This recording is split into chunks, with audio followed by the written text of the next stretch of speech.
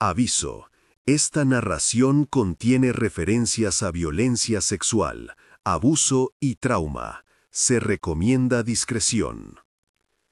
En 1782, la hacienda de San Jerónimo se levantaba al sol como una ciudad menor de sombras, hileras de barracones, el alambrado de la caña que crujía al viento, la capilla con su puerta siempre entreabierta, y la casa grande donde las velas olían a cera y a mentiras. Allí, todo tenía una voz propia. Los nombres decían quién era dueño y quién era propiedad, y la costumbre de la dominación se transmitía como una herencia más, tan natural como la tierra misma. Se decía en las haciendas que la piedad del amo protegía el orden, y en la penumbra del despacho se colgaban crucifijos junto a los contratos de compra. Fue en ese lugar donde la vida de Amara, todavía adolescente sin más herencias que las manos fuertes y la memoria de su madre, se volvió asunto de deseo y comercio. Quédese hasta el final de este relato. Suscríbase al canal para mantener viva la memoria de quienes no tuvieron voz, y deje en los comentarios desde qué país nos mira. Active la campana de notificaciones para recibir historias que busquen recordar, comprender y acompañar. Amara tenía 13 inviernos medidos por la sequedad de sus palmas. Su piel llevaba el sol de los trabajos como una escritura casi legible. Sus ojos, una mezcla de vigilante prudencia y un silencio heredado de quien ha visto demasiado pronto la dureza del mundo. Había aprendido a enhebrar la esperanza en las costuras. Escondía entre los harapos un pequeño rosario que su madre le había pasado la última noche, cuando el humo de la cocina parecía querer llevarse todo menos las promesas. En el barracón, las mujeres la miraban con la misma mezcla de ternura y alarma con la que se cuida a quien aún puede quebrarse. La protegían con recetas de hierbas, con miradas que sabían a advertencia, con historias de palenques que las más viejas susurraban cuando la luna se colaba por los teados de paja. La selección ocurrió en un día de cigarras y polvo. Don Rodrigo, el patrón, había decidido traer a la casa grande una joven para compañía y servicio, palabras que pesaban menos que una sentencia. No necesitó mucho, bastó que la mujer que presidía la cocina, Jacinta, le señalara a Amara con la barbilla y que la mayordoma, con ojos calculadores, hiciera ver su obediencia. Jacinta no era cruel por naturaleza, era la mujer que había aprendido a hacer del cuidado una manera de sobrevivir. Esperanza, en cambio, se movía como si su corazón fuera un almacén donde guardar secretos y remedios. Fue Esperanza quien con una mirada que era fuego y cobijo pasó la mano por el cabello de Amara y le dejó en el bolsillo un trozo de tela empapado en camfer, palabra muda de protección. La casa grande olía distinto, a cera, a madera encerada, a tabaco y a un sudor que se mezclaba con los perfumes de la servidumbre y con el olor más agudo que se esconde detrás del mando. Allí el trato se parecía a la liturgia de la opresión. Fórmulas mezquinas de cortesía en la mesa, rezos que cubrían órdenes, y una capilla cuyos vitrales no dejaban pasar más que la blancura de la hipocresía. Don Rodrigo presidía todo con la sonrisa de quien cree que la religión es un manto que blanquea las manos. Su nieto, Sebastián, estudiado en ciudades lejanas, regresaba con libros y curiosidades que no eran más que otra forma de mirar a las mujeres como posesiones. Don Esteban, el abuelo del amo, tenía la calma de la crueldad que ha envejecido y se alimenta de la sumisión. Felipe, el hermano menor, se refugió en sermones y en la lectura literal de pasajes para justificar su propia mezcla de ternura torcida y codicia. Amara aprendió pronto que los crucifijos colgados en la pared podían servir tanto para consolar la noche como para encubrir un acto de violencia. Una madrugada, cuando aún creía que la casa grande podía contener alguna pequeña justicia, la puerta del cuarto se cerró sobre un silencio que olía a madera mojada. No habrá en estas palabras detalles de los que mancillan el pudor de una niña. Basta decir que aquel fue el primer acontecimiento que quebró su mundo en dos, antes y después de que la casa supiera de su cuerpo como si fuera un terreno. La palabra que los hombres usaban, propiedad, presente, objeto, la convirtió en algo menor. El golpe no fue solamente físico, fue la pérdida de un nombre propio, el paso de Amara a ser la muchacha de la casa grande, una designación que acompañó todas las mañanas siguientes, en el tazón de caldo, en la brusca correa de las órdenes. Los abusos volvieron con la cadencia de un reloj cruel. No es necesario describir lo que no debe nombrarse. Es suficiente anotar sus huellas, noches sin sueño, manos que le buscaban un lugar que no había pedido, el temblor largo que le recorría las piernas cuando alguien pronunciaba un nombre, y la manera en que la respiración se hacía pequeña para no despertar a una mirada. Don Esteban tenía una forma de mirar que congelaba la sangre.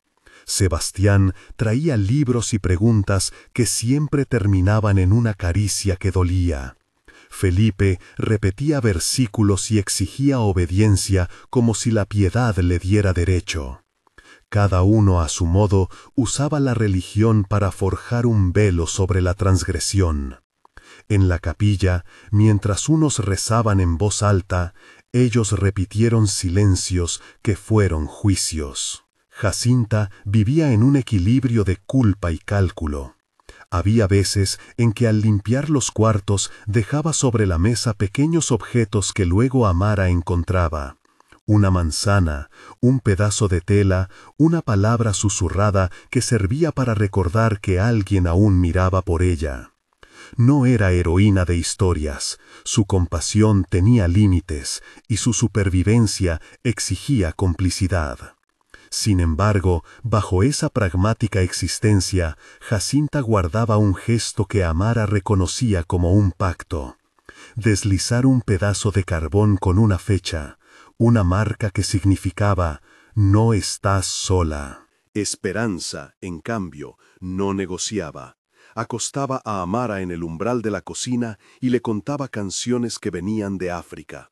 Melodías que hablaban de aguas que llevan lejos y de hombres y mujeres que se disimulaban entre la maleza hasta reaparecer libres.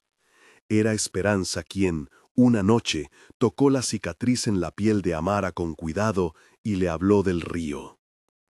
El embarazo llegó como un rumor que no podía callarse. Al principio lo creyó una pesadilla, luego una evidencia que la obligó a nombrar a su hija en voz baja.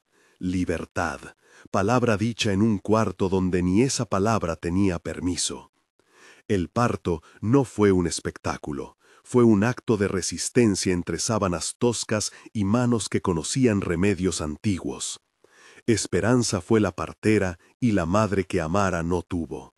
En la penumbra, con la humedad pegada a la piel, la mujer que había sido marcada por la vida le susurró a su hija: «Te llamarás Libertad, para que el nombre trabaje como un conjuro». La ternura que Amara sintió al sostener a la niña destilaba una verdad que ni la casa grande podía roer. Allí, en la fragilidad, nacía una fuerza. Mientras Libertad crecía, la casa grande se volvió más vigilante. Los varones, desconcertados por la persistencia del acto, haber impregnado a una niña les había dejado una huella de culpa y de temor a la exposición, se separaron en barras de justificación. Algunos mostraron arrepentimiento mezquino, otros intentaron borrar sus rastros con más control. Don Rodrigo, en su despacho, habló de honor y de limpieza del linaje con la misma voz con la que reclamaba obediencia. Pero la comunidad de mujeres supo que no podían esperar remedio de quienes poseían el poder. La verdad debía ser otra cosa, algo que se construyera en el silencio colectivo. Fue entonces cuando la idea de la fuga dejó de ser una fantasía y se tornó planificación. No fue una conjura improvisada. Amara observó durante semanas las rutinas, los guardias que cambiaban sus rondas al filo del alba, el paso de los carramontes que llevaban caña al molino, la hora en que la luna quedaba oculta detrás de las nubes. Aprendió a ver los huecos en la vigilancia como se lee un mapa en la oscuridad. Esperanza reunió provisiones, una bota de agua, un trozo de carne curada, semillas de yuca. Jacinta, aunque cargada de recelo, cedió en lo que más importaba, un saco de ropa con olor a campo y una vieja manta que olía a madre. Hubo encuentros nocturnos en la cocina, voces al borde del susurro que parecían más poemas que instrucciones. Cuando el reloj de las 2 no esperara a nadie, ir por la senda vieja hasta el río, cruzar en el bote de Vencio y ginar a la derecha, hacia la franja de manglares. Benzos era el hombre que conocía el río y cuyos ojos se cerraban como un pacto. El palenque era la promesa de otro modo de vida.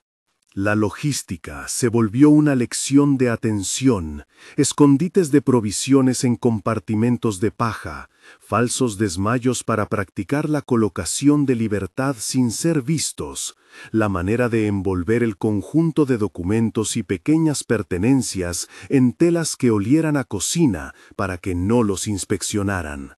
Aprendieron los ritmos de la casa. El ruido ensordecedor del molino a mediodía que ahogaba conversaciones, las siestas de los perros que marcaban ventanas seguras, el momento en que las velas se consumían, dejando una luz rojiza en los retratos de los antepasados. Todo eso se tejió en la noche en que decidieron huir. La noche señalada estuvo llena de signos por los que Amara había aprendido a leer. El viento cambió de dirección y trajo consigo el olor de la caña húmeda. Una lluvia breve borró huellas en los senderos. El canto de las ranas pareció sincronizarse con el latido de su pecho. Partieron como si fueran sombras que se desprendían de la casa. Primero Jacinta, con pasos que ya había planeado. Luego Esperanza, con una calma que no era miedo, sino certeza.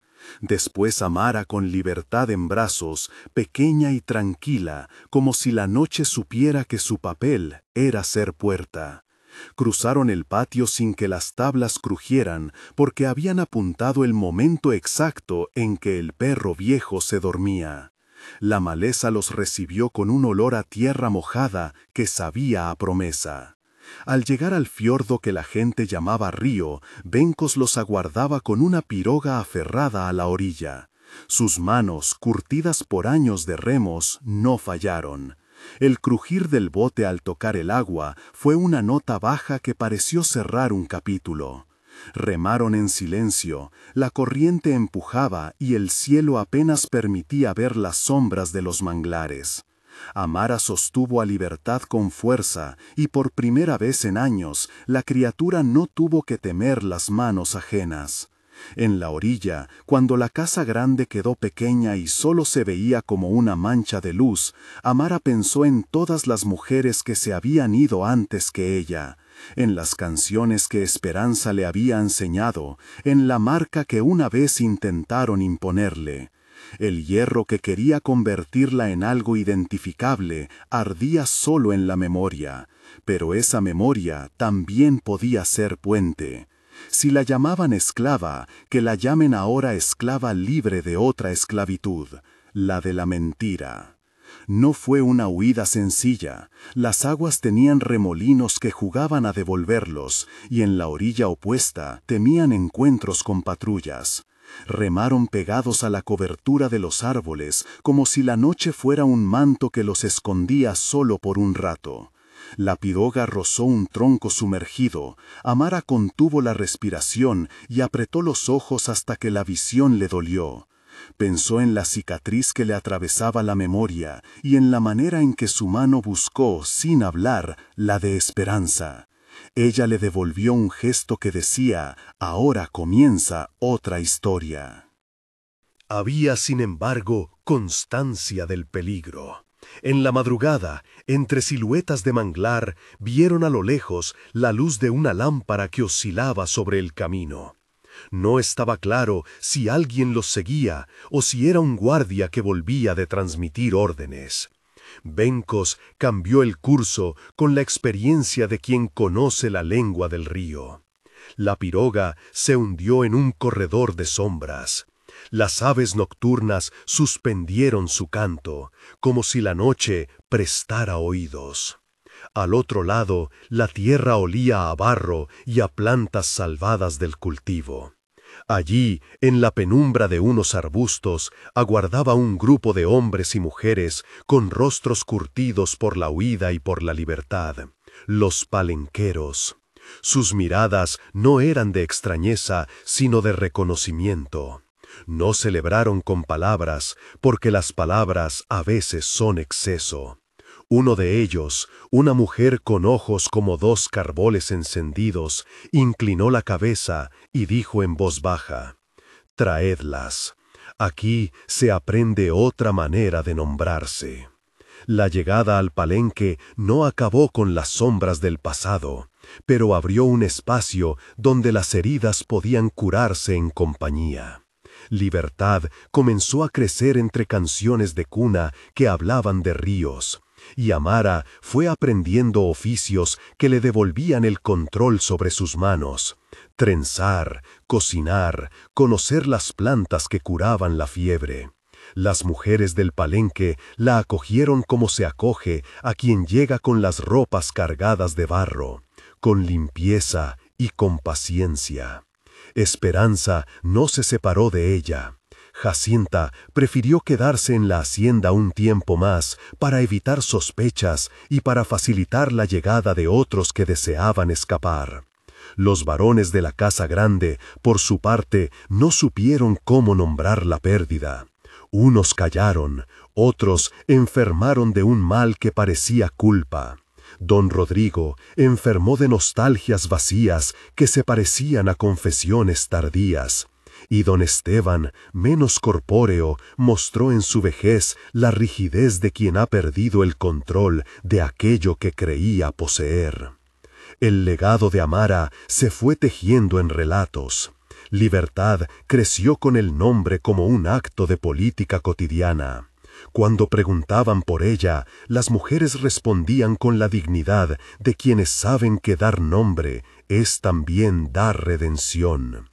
Años después, la historia de la muchacha, que fue deseada por el padre, el hijo y el abuelo del amo, se contaría no como una crónica de humillación, sino como testimonio de resistencia. Las marcas que la casa quiso imponerle, el hierro, el silencio, la propiedad, se transformaron en señales que la memoria no dejó caer en el olvido.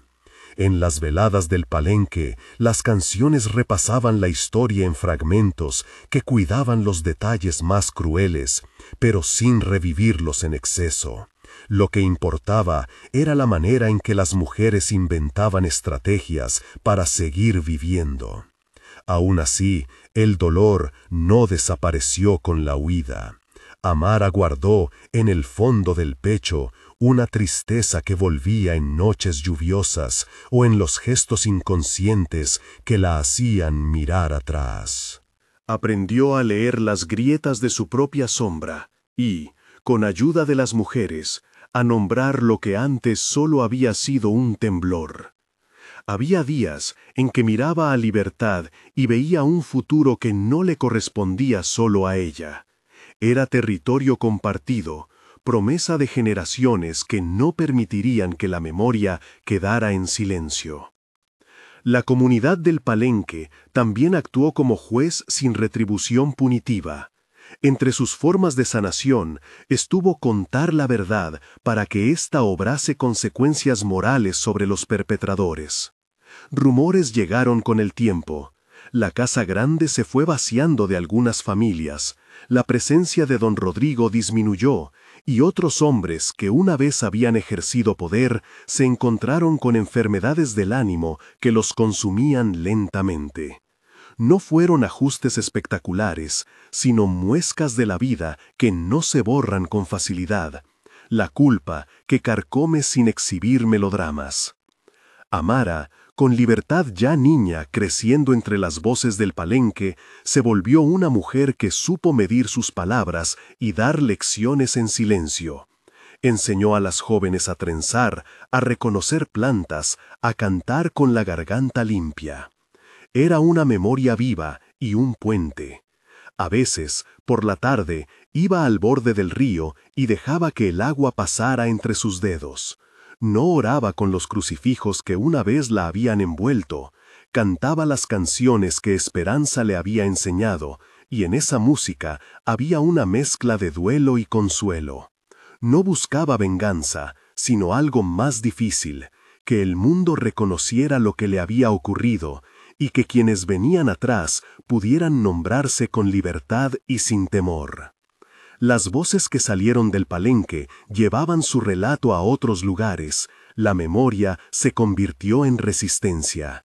Y esa resistencia, con matices y con cicatrices, se transformó en lo que Amara siempre había querido para su hija, que Libertad no solo llevara un nombre valiente, sino que tuviera la posibilidad de escribir su propia historia sin que nadie le impusiera un cuerpo ya comprado por otros.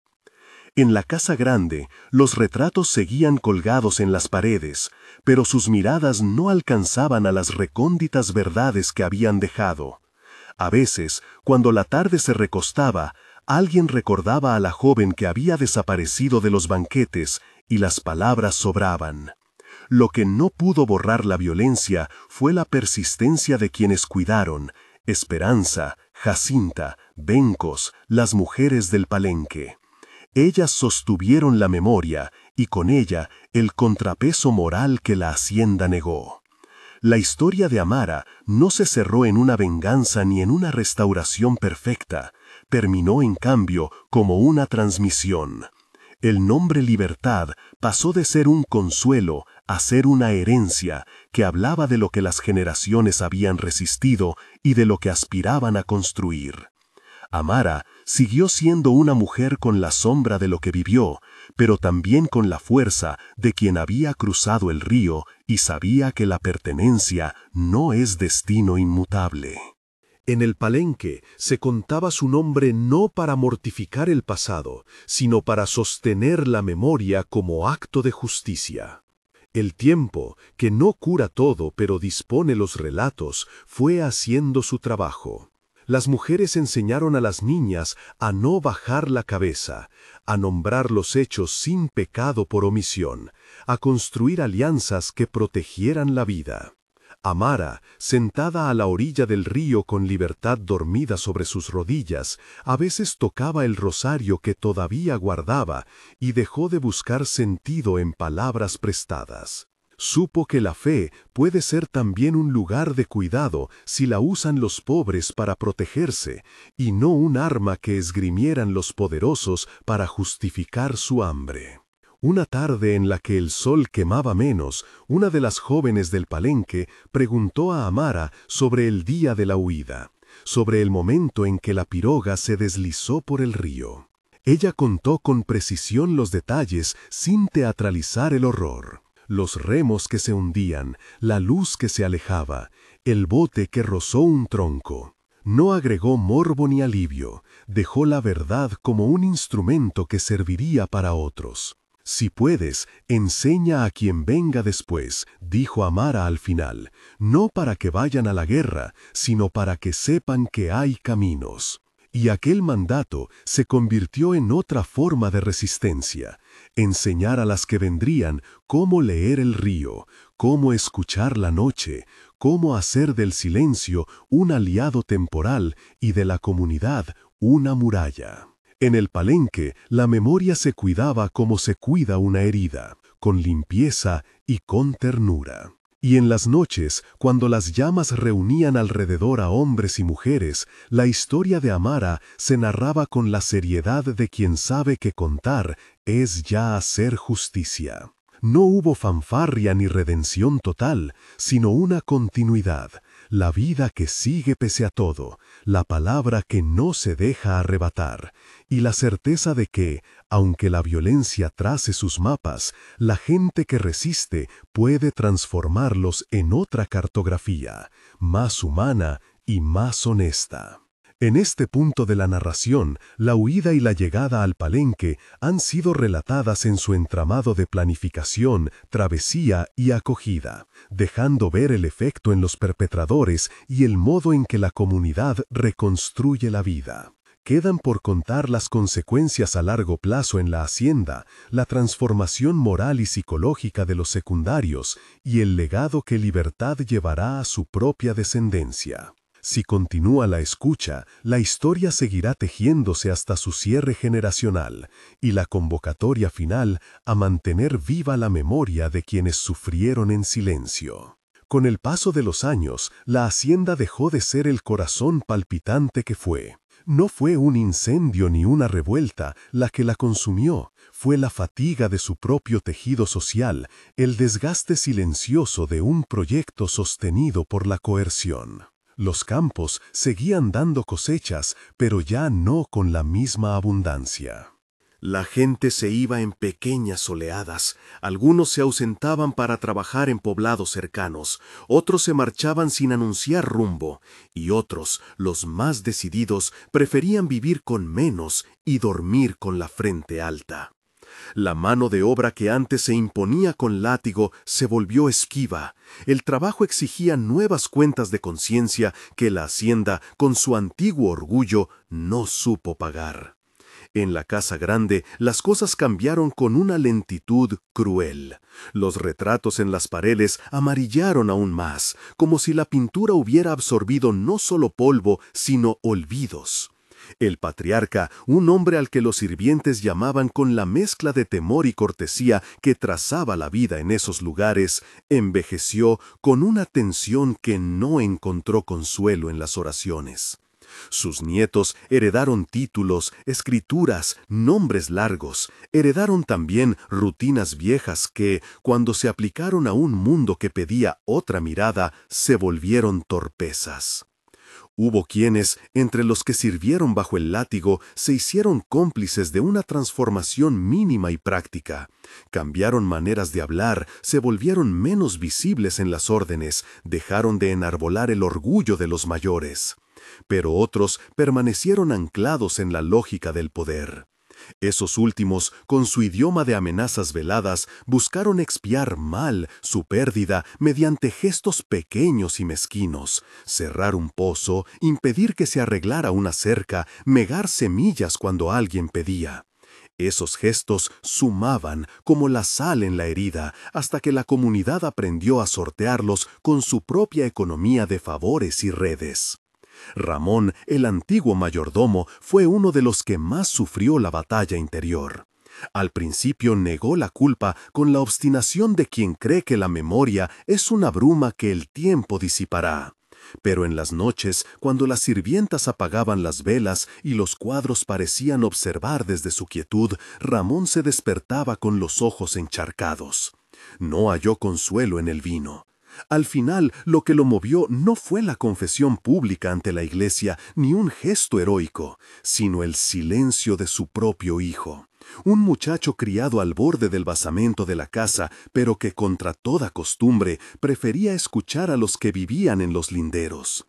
El joven, que había acompañado alguna travesía humilde y escuchado a las mujeres del Palenque, se negó a decorar la memoria con el nombre del abuelo.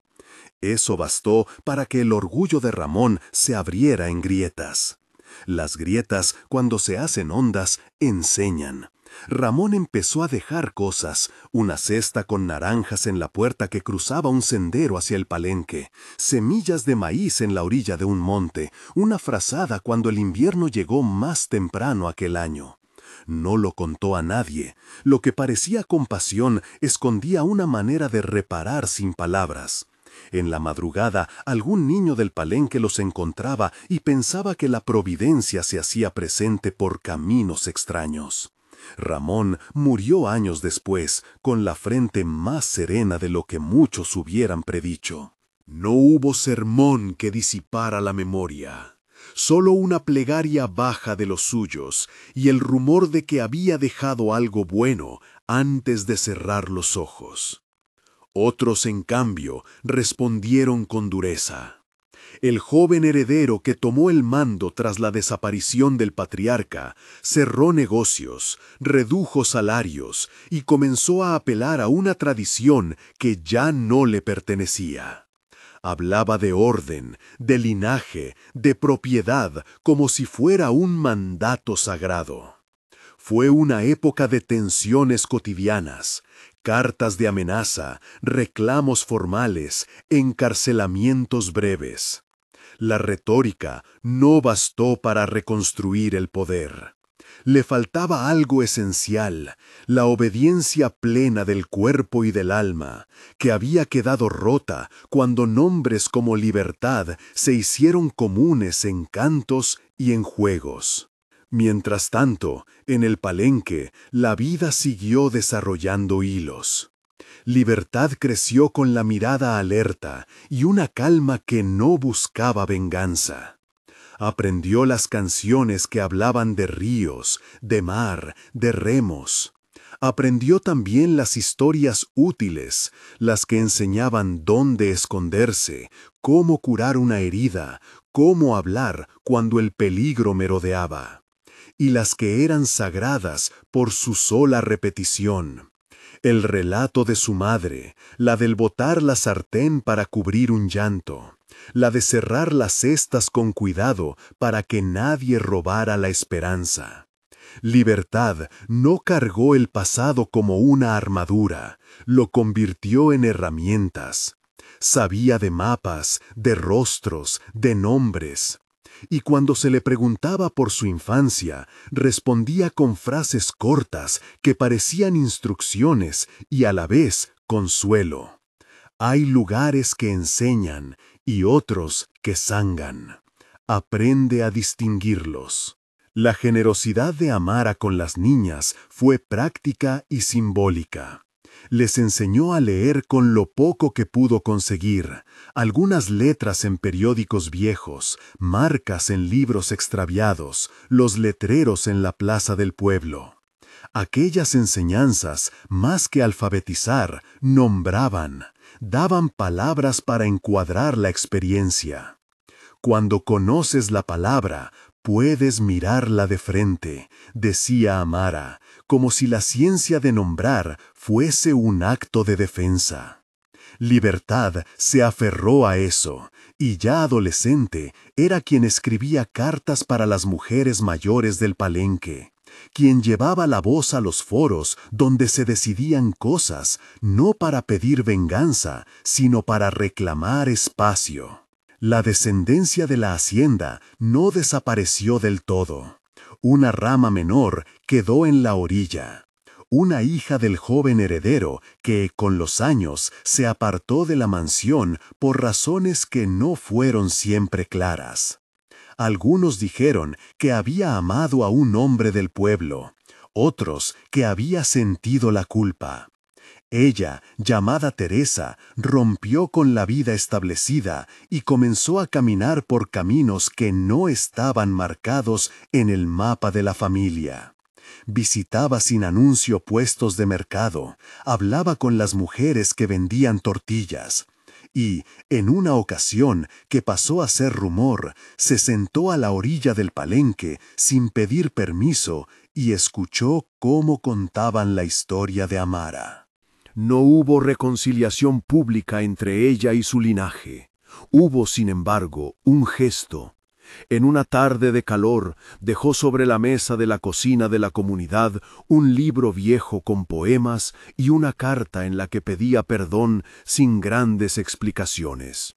La carta no fue leída en voz alta en un acto solemne, fue leída en la penumbra de una noche, entre risas y lágrimas, y luego guardada como prueba de que había quien, dentro del linaje, no había querido seguir sosteniendo la mentira. Desde fuera, algunos observadores, comerciantes y viajeros notaron algo más profundo. La reputación de la hacienda como símbolo de poder se había vuelto una sombra que necesitaba más símbolos para sostenerse. Las compras y ventas ya no se hacían con la misma confianza. Algunos patrones de la zona adaptaron su conducta, por cálculo económico más que moral, para mostrar decoro. Otros, en cambio, se cerraron en sí mismos y buscaron aliados fuera, con fuerzas que no podían entender la naturaleza de una comunidad unida por memoria y resistencia. Desde fuera, el Palenque, las voces se hicieron tradición. Libertad tuvo hijos, el primero, una niña a la que llamaron Luz, fue recibida con la ceremonia de las manos extendidas. Mujeres de distintas edades untaron la frente de la recién nacida con agua de río y polvo de maíz. No hubo oropel, solo gestos concretos. La madre que la tomó en brazos y las mujeres que se turnaron para traer leña, leche, palabras. Luz creció rodeada de relatos y de reglas, no muchas, y pronto supo que su identidad no era una carga, sino un mapa. Aprendió los nombres de aquellos que habían sufrido y de aquellos que habían resistido, y comprendió que no es lo mismo recordar para odiar que recordar para cuidar. El legado se tejía en pequeñas cosas, en una canción que se enseñaba para calmar los miedos, en un gesto para orientar a un niño perdido, en la práctica de no contar todo lo que se sabe cuando la respuesta podría ser peligrosa. Esas prudencias no eran cobardía, eran fabricación de vida. Libertad, al ver a su hija cantar una de las canciones de Amara, sintió que la herencia había cumplido su función. No ungir héroes, sino crear capacidad para vivir. Hubo también señales de que la apertura de memoria se volvía lenta transformación social. En la plaza del pueblo surgieron puestos donde las mujeres del Palenque vendían tejidos, y esas telas comenzaron a ser codiciadas por vecinos que antes las despreciaban. No fue una aceptación espectacular, sino una incorporación paulatina. La gente pagaba por la calidad, aprendía a apreciar el color y la técnica, y en el trueque ganó un idioma nuevo, uno que reconocía al otro por su trabajo y no por su condición. La economía no arregló las heridas, pero permitió que vivieran más tranquilos. Eso, a ojos de muchos, fue un paso. Y aún así, la violencia no desaparece por decreto de buenos deseos. Llegaron, como episodios aislados, intentos de reactivación de antiguas soberanías. Un grupo que buscó imponer mano dura en un rancho vecino, un conflicto por una fuente de agua en el que la vieja lógica parecía querer volver. Fueron momentos de tensión que la comunidad supo encauzar con la prudencia que se aprende en los años. Reuniones nocturnas, estrategias de acompañamiento, decisiones colectivas que preferían evitar el enfrentamiento abierto.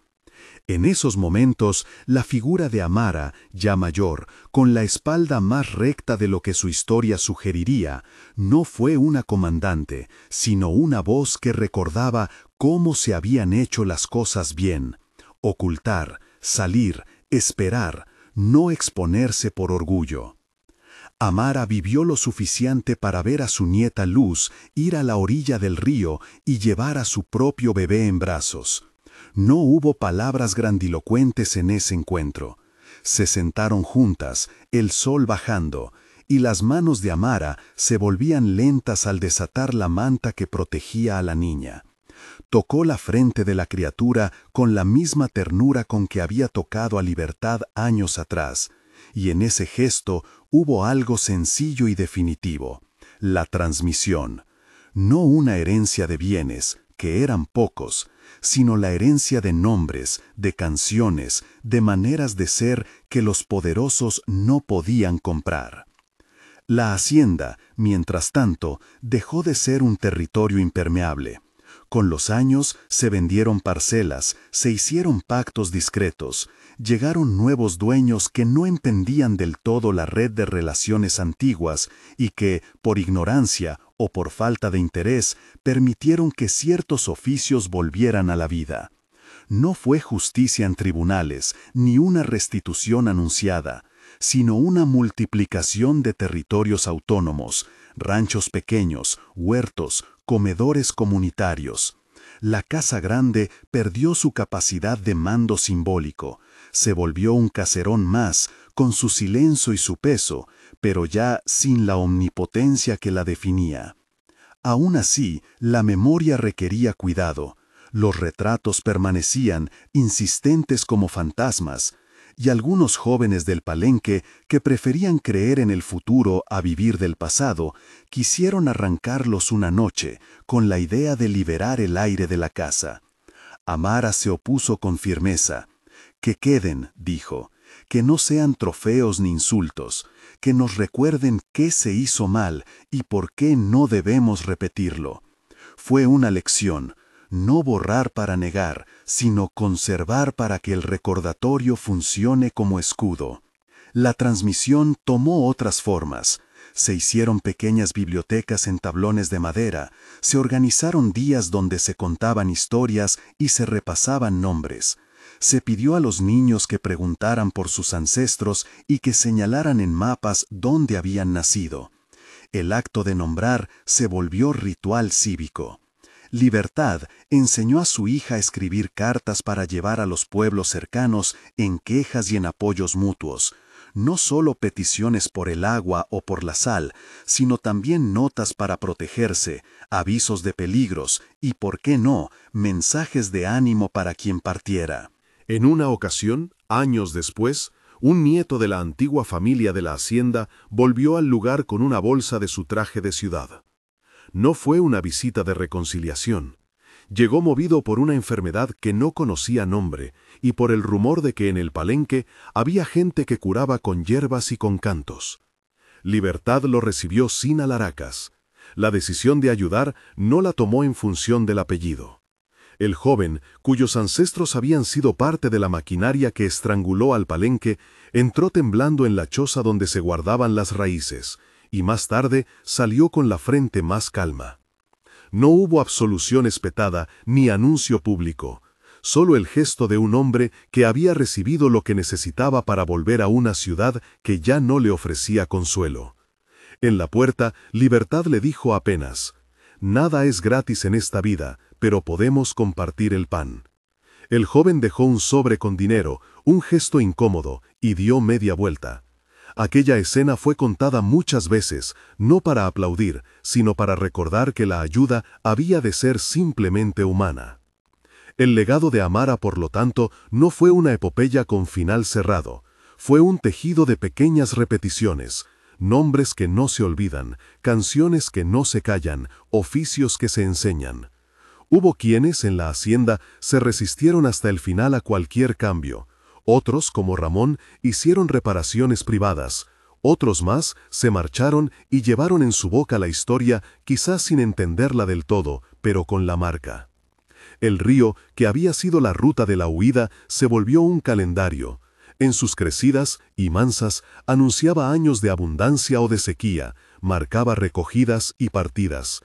Cada aniversario de la huida se celebraba con cuidado, no como fiesta enaltecedora, sino como recordatorio.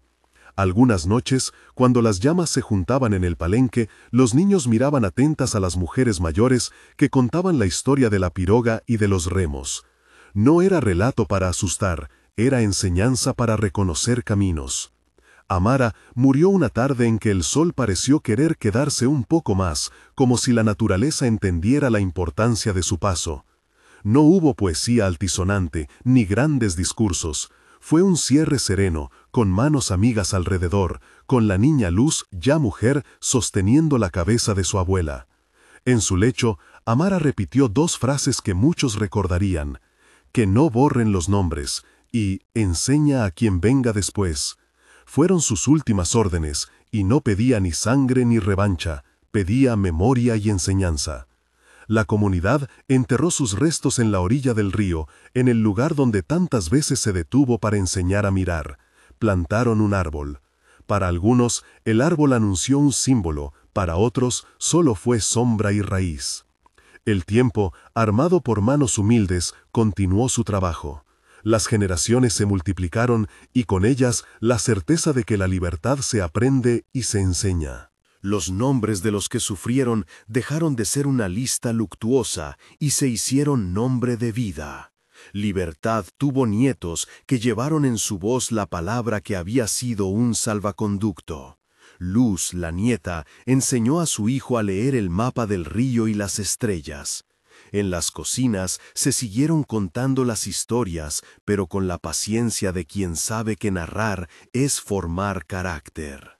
Hubo un día, años después de la muerte de Amara, en que un grupo de jóvenes del pueblo decidió organizar una jornada pública de memoria. No fue una ceremonia de espectáculo, fue un día de intervención en la plaza, con relatos, con los tejidos a la vista, con niños que dibujaban en la tierra mapas de la huida. Los ancianos del palenque contaron la historia sin teatralidad.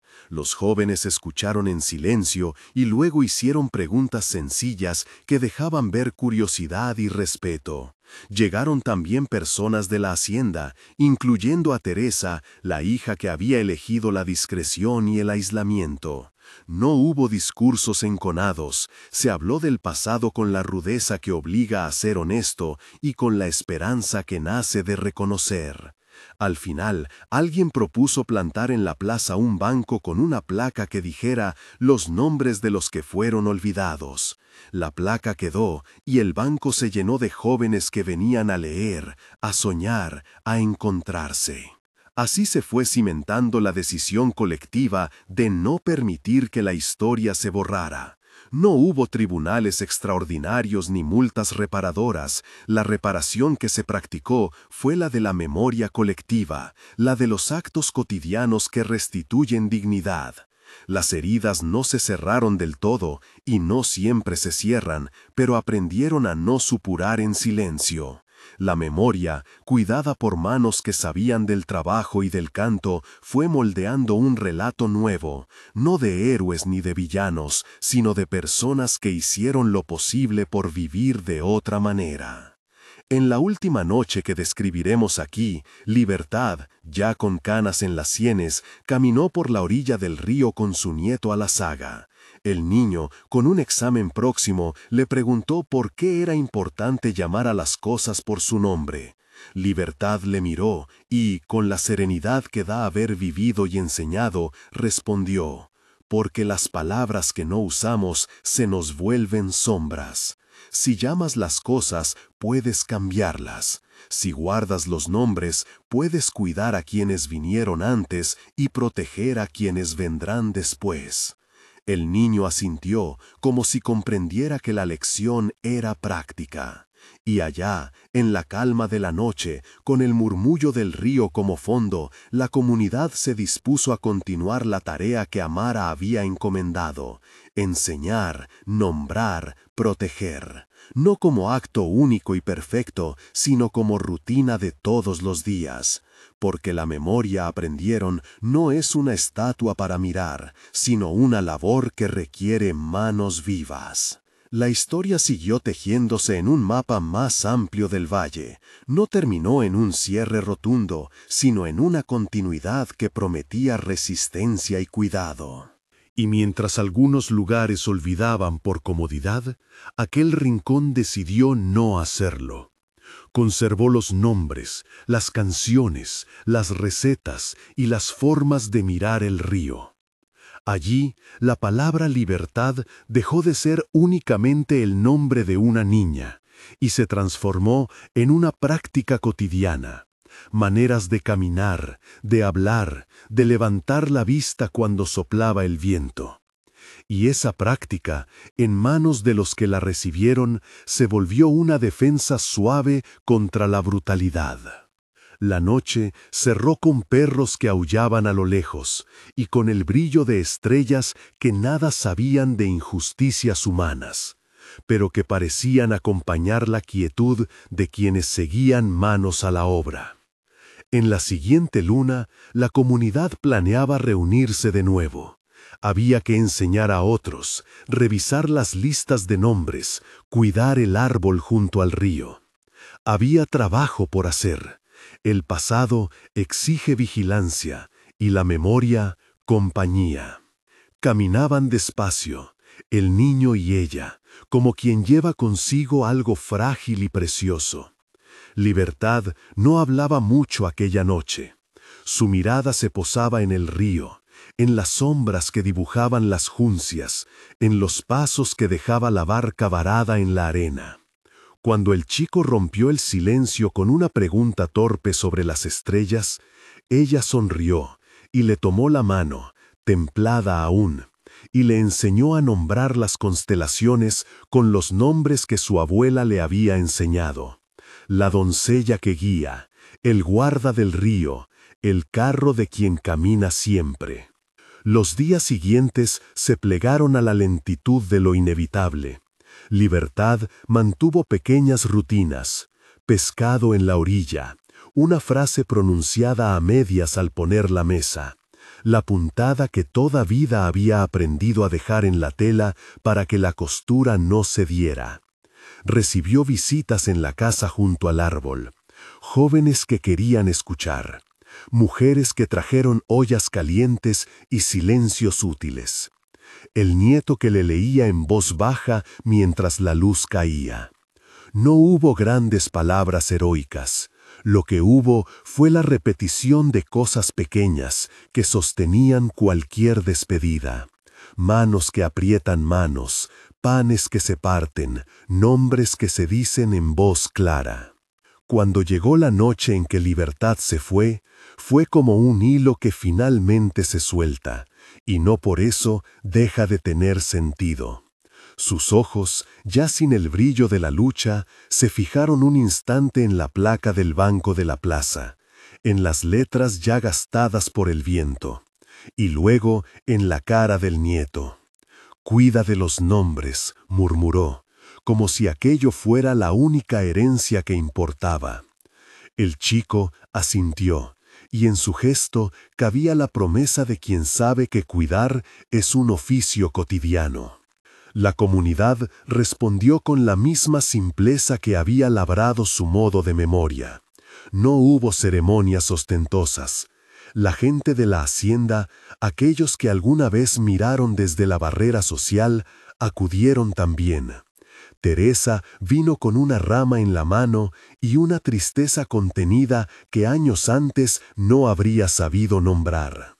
Los ancianos del palenque tejieron junto a las mujeres una sábana larga con los nombres bordados en hilachas de colores.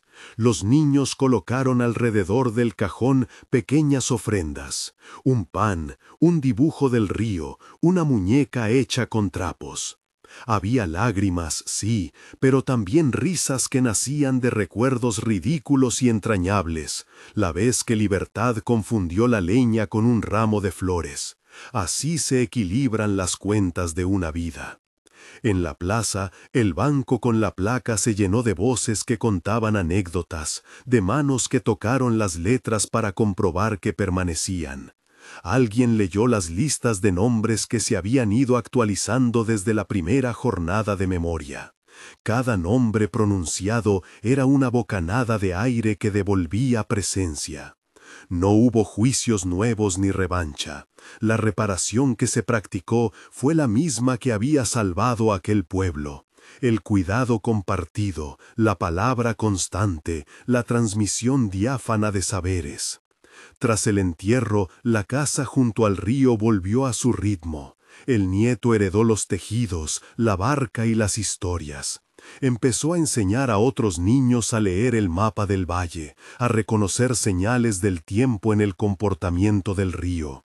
Luz, la nieta que había aprendido a leer las estrellas, organizó encuentros para que los jóvenes enseñaran a los más pequeños a coser y a contar.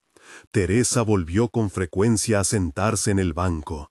No buscó perdón público, sino aproximaciones discretas, tareas compartidas, momentos en los que el silencio se ha de rellenar de cuidado para que la culpa no atrofie la vida. Con el paso de los años, la tarea que Amara había encendido continuó siendo rutina. Se repasaban las listas en las asambleas del pueblo, se enseñaban las canciones en las escuelas que algunos improvisaban en las casas, se recogían las historias, se corregían las versiones que iban deformándose por el olvido. La memoria dejó de ser un acto de nostalgia para convertirse en práctica pedagógica. Cada quien en su jornada debía nombrar a quienes se habían perdido para que el nombre no fuera nunca el primer sacrificio de la barbarie. Y así, en la red de gestos cotidianos, la libertad, la persona y la idea no quedó como estatua inmovible, sino como movimiento que se renovaba. Las generaciones aprendieron a andar con la palabra en la boca, con los nombres en la tela, con la escucha como norma. El banco en la plaza seguía allí, testigo de encuentros y de silencios, y el río continuaba su curso, indiferente a nuestras heridas y amable con las que curan. En una tarde en que las hojas caían doradas, el nieto, ya hombre, se sentó en aquel banco y, sin dramatismos, enseñó a un grupo de niños a pronunciar los nombres que siempre debían ser nombrados. Les dijo, con la paciencia de quien conoce la urgencia del gesto: «Decid las nombres en voz alta, no para atormentaros, sino para sostenerlos». Los niños repitieron, y sus voces hicieron temblar por un instante la superficie del agua. La historia que aquí hemos descrito no pretende cerrar las heridas del mundo. Pretende más bien mostrar que hay modos de convivir con ellas, nombrarlas, reclamarlas, hacer que la memoria sea oficio diario. En ese pequeño rincón del valle, la costura se hizo ley y la memoria compañía. Y mientras el río siguió su camino, la gente siguió tejiendo, siempre atentos a que los nombres no se perdieran en la noche.